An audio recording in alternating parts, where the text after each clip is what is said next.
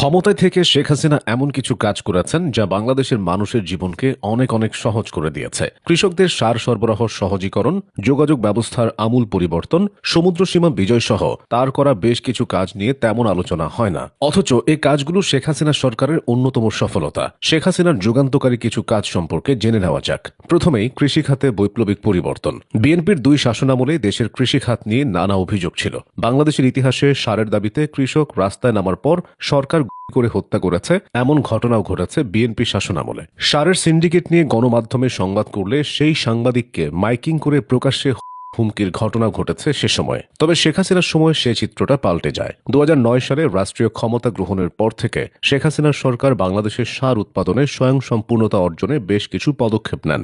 মূল উদ্যোগগুলোর মধ্যে একটি ছিল সার শিল্পের বেসরকারীকরণ, যার মাধ্যমে বেসরকারি সংস্থাগুলোকে সার আমদানি ও বিতরণের অনুমতি দেওয়া হয়। এটি সার সরবরাহের প্রক্রিয়ায় প্রতিযোগিতা এবং উন্নত দক্ষতার আনয়ন করে। সার আরও সাশ্রয়ী ও সহজলভ্য করার জন্য সরকার কৃষকদের জন্য ব্যাপক ভিত্তিক ভর্তুকি ও ঋণ সুবিধা প্রদান শুরু করে। এই কাজগুলোর কারণে কৃষিকাজ অনেক সহজ হয়, বদলে যেতে শুরু করে খাদ্য উৎপাদনে বাংলাদেশের চিত্র।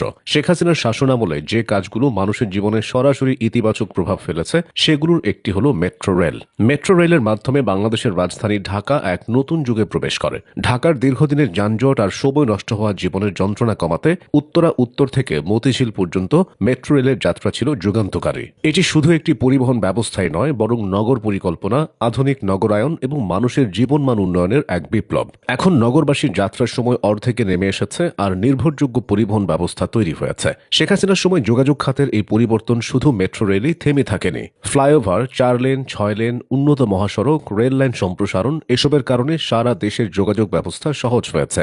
বেশ কিছু প্রকল্প বাস্তবায়ন নিয়ে প্রশ্ন উঠলেও পুরো চিত্রটা আলাদা। শেখ হাসিনার ঘোষিত ডিজিটাল বাংলাদেশ নিয়ে হাসি ঠাট্টা হলেও বিষয়টি প্রভাব ফেলেছে জনজীবনে। শেখ হাসিনার সরকার দেশের নেটওয়ার্ক ও ইন্টারনেট ব্যবস্থাকে সম্পূর্ণ আধুনিক রূপ দেয়। 3G থেকে 4G এবং পরবর্তীতে 5G, এসব কিছু বাংলাদেশকে আঞ্চলিক পর্যায়ে প্রযুক্তি নির্ভর দেশের কাতারে তুলেছে। শিক্ষার্থীরা অনলাইন ক্লাস করছে, তরুণীরা আইটি ফ্রিল্যান্সিং করে স্বনির্ভর হয়েছে। এমনকি এখন ডিজিটাল মাধ্যম ও ইন্টারনেট ছাড়া ব্যবসা বাণিজ্য কল্পনা করা যায় না। চিকিৎসা হচ্ছে টেলিমেডিসিনের মাধ্যমে, কৃষি চলে এসেছে স্মার্ট অ্যাপের মধ্যে।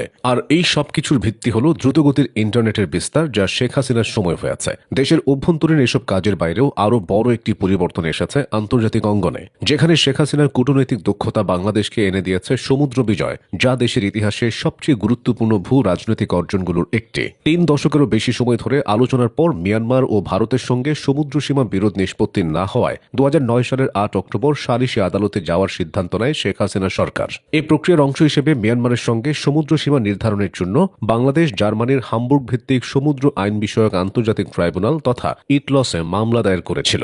আর ভারতের সঙ্গে সমুদ্র সীমা নির্ধারণের মামলা দায়ের হয়েছিল হেগের স্থায়ী সালিশি আদালতে। ভারত ও মিয়ানমার সমদূরত্বের ভিত্তিতে সমুদ্র সীমা দাবি করায় বাংলাদেশের সাগর এলাকা মাত্র 130 নটিক্যাল মাইলে সীমিত হয়ে পড়ে। তবে পরবর্তীতে দুদেশের সঙ্গে সীমান্তবর্তী সমুদ্র এলাকায় দীর্ঘদিনের বিরোধ শান্তিপূর্ণভাবে নিষ্পত্তি হয় এবং এই সমঝোতার মাধ্যমে বাংলাদেশ পায় বঙ্গোপসাগরের 1,18,813 বর্গ কিলোমিটারের বেশি সামুদ্রিক এলাকা। এই বিশাল গভীর সমুদ্র অঞ্চলে মাছ, গ্যাস, তেল সহ অসংখ্য জীববৈচিত্র্য ও সম্পদের উপর পূর্ণ সার্বভৌম অধিকার প্রতিষ্ঠিত হয়, যা দেশের ভবিষ্যৎ অর্থনীতির জন্য এক অমূল্য সম্পদ।